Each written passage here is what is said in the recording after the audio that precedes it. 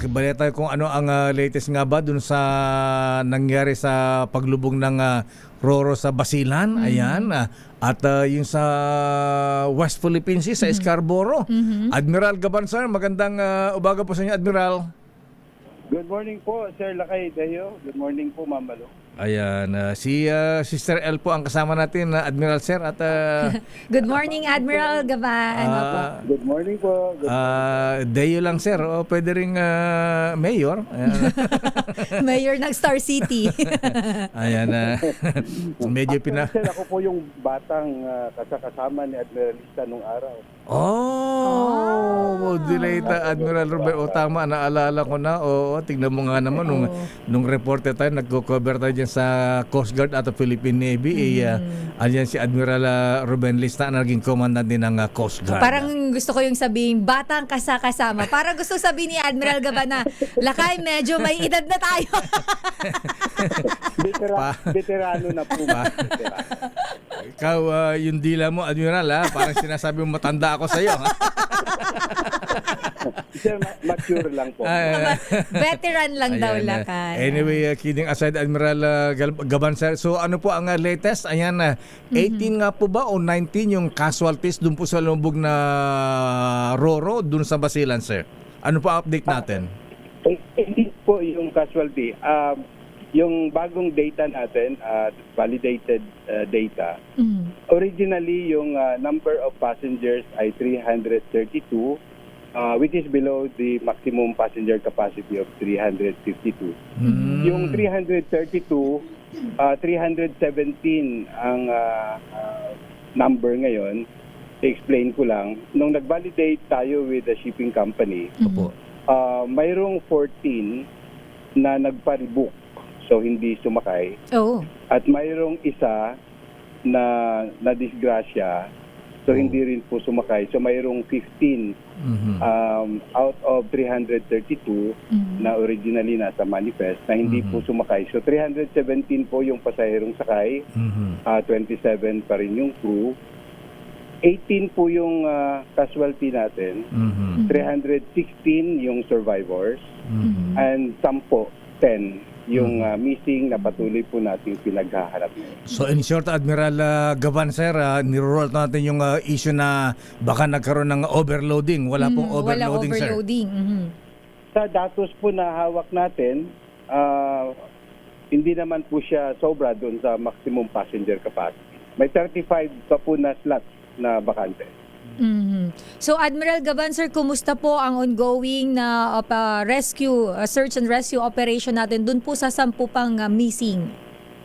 Patuloy pa rin po, mayroon tayong air asset na nandito sa Zamboanga.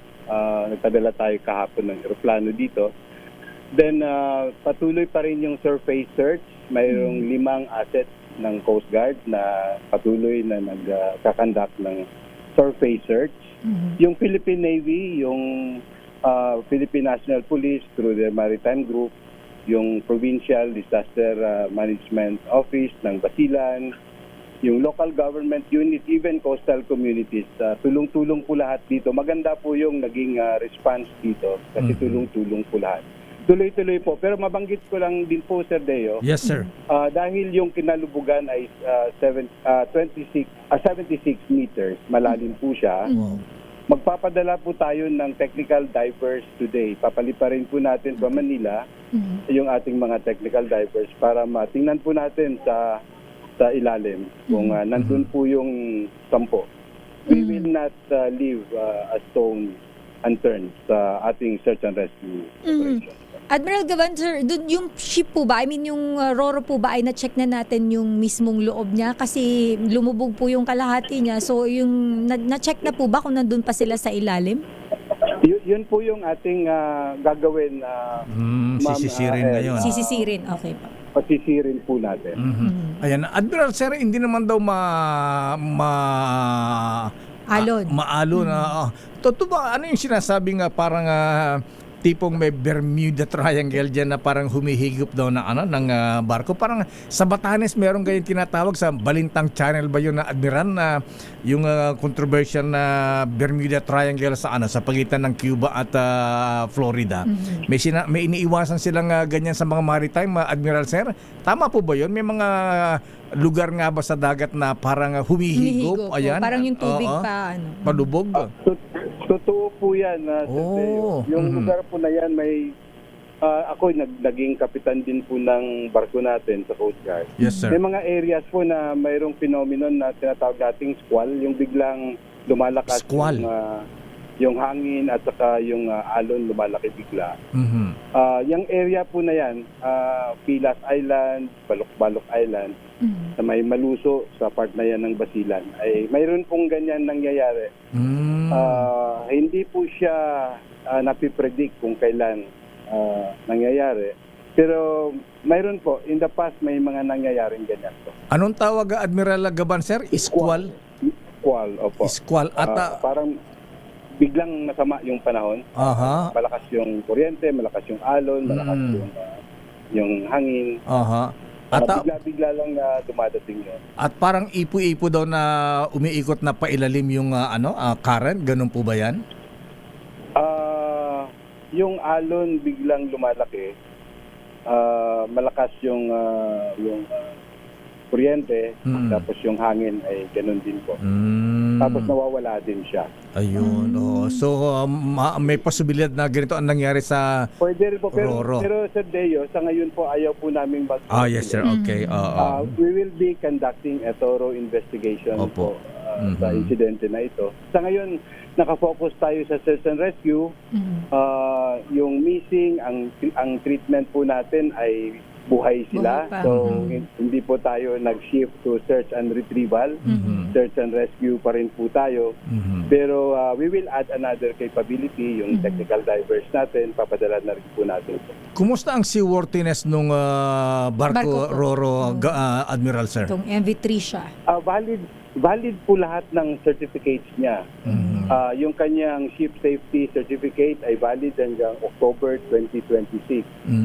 Kausap din po natin kahapon yung Marina. Sa katunayan, nandito rin po si Secretary Giovanni Lopez sa Zamboanga Okay. upang personal na rin pong makita at personal siya makapagbigay ng guidance sa amin ng Marina and other maritime agencies niya dito upang masolusyonan kaagad dito maayos yung pagbibigay ng serbisyo sa taong bayan. Ayun yung squall, so biglang laki na alon. Ayan. So anyway, Admiral sir. Sir Deo, Yes, sir. lang po, ang pag-iusap ko lang sa ngayon, Opo. kahit na hindi naman natin mapigilan siguro mag-speculate, Opo.